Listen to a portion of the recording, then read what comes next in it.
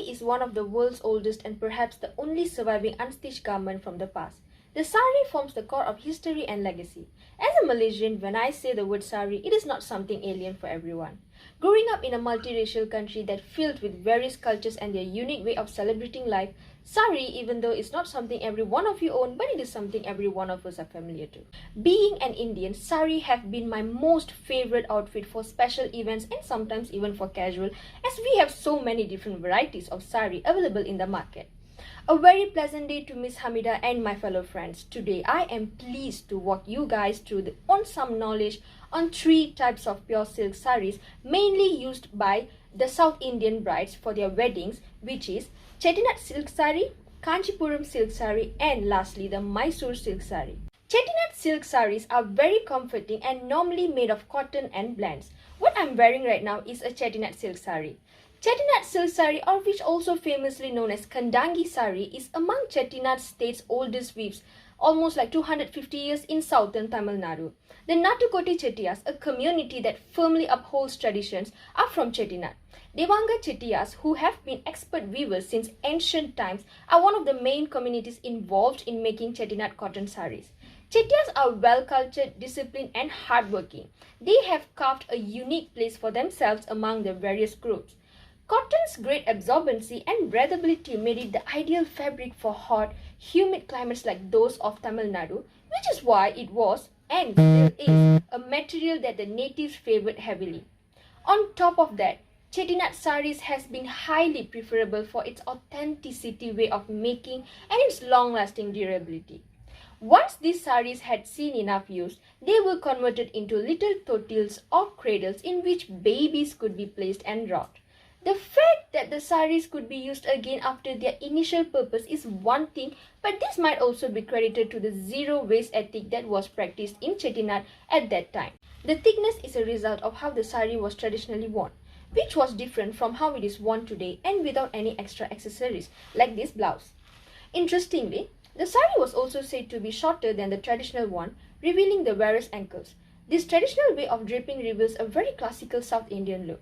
Among the modern generations, Chettinad saree have taken a stole, splurging its way with unconventional features, being woven with pure silk or blended cotton silk like this one, to create the luxurious and lustrous effect that's so in demand, especially from South Indian brides. These handloom sarees have flamboyant vertical and checks patterns all over them with vibrant colors. The borders usually remain contrast colors of dull golden. Some sarees feature borders that encircle around 2/3 of the saree and make use of contrasting stripes and checks. Even though the saree has been enhanced to better serve the requirements of today's bride, the current description still retains many of the distinctive features of the earlier version. Currently, magnificent Kandangi borders with surface embroidery and elegant colorful motifs are utilized as the basis material on both silk and cotton garments. To refine the roughness of the saree, nowadays the saree has been made with an increased number of thread counts. With the newest trends and tremendous demand, Kandangi weavers increasingly employ synthetic materials and equipment.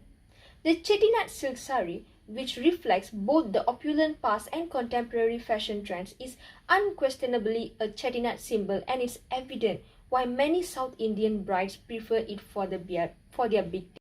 Next on the list, the most favorite silk saree of mine, the Kanjivaram or Kanchipuram saree that is made in medium range to heavy as it involves gold zari into weaving saree.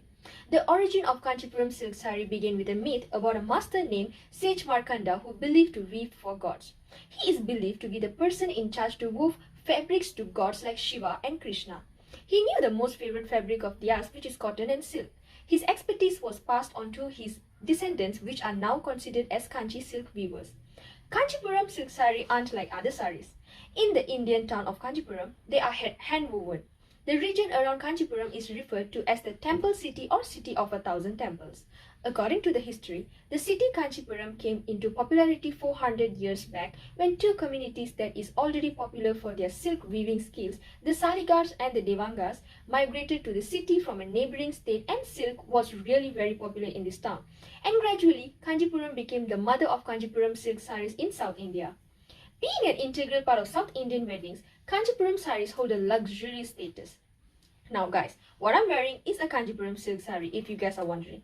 Not only that, I believe any South Indian bride's big day would go incomplete if it is lacking of Kanjipuram silk. Similar to how people pass down jewelry or diamonds, the Kanjipuram silk saree is a custom that is frequently passed down from mother to daughter through multiple generations as an heirloom. A saree woven of Kanjipuram silk is meant to last a lifetime. Even I am one of those daughters that excited waiting to get my mom's Kanjipuram silk saree into possession one day. Can you believe this is my grandmother's saree that was passed down to me because my mother wasn't very interested in it? The thick silk used to create Kanjipuram silk saree is known as Kanjivaram silk. Kanji silk is thicker than virtually all other types of silk and higher weights indicate higher quality. Contrasting colors, corvée work, gorgeous embellishments and complex patterns are what Kanchipuram sarees so renowned for their regal appearance. These sarees feature spacious pallu embellished with temple and traditional theme. Color contrasts are what give the Kanchipuram silk saree its allure. The traditional Kanchipuram silk saree pattern include floral Buddha, checks, stripes and border patterns resembling pyramidal temples. The border, body and pallav of a genuine Kanchipuram silk saree are woven individually and then interconnected. The border or pallu will remain attached even if the saree splits because of how tightly the junction is weaved. It is normal for wanting to be in the limelight and make the head turns on our big day as we would be the bride. With minimum effort, a Kanchipuram silk saree would make that dream a reality as whoever wears it always catch almost everyone's attention the moment they walk into the room. The beautiful color combination that goes really well with the silk saree in it is nothing but magic when you drape it. If you as a bride want to overtake the decoration of your wedding venue, the best choice of a wedding saree would be Kanchipuram silk saree. I personally have worn many types of sarees and even attended weddings where the brides wore different kind of silk sarees, but nothing caught my eyes like Kanchipuram silk saree does. On the other hand, we have one of the lightest weighing silk sarees, the Mysore silk saree that defines both grace and simplicity.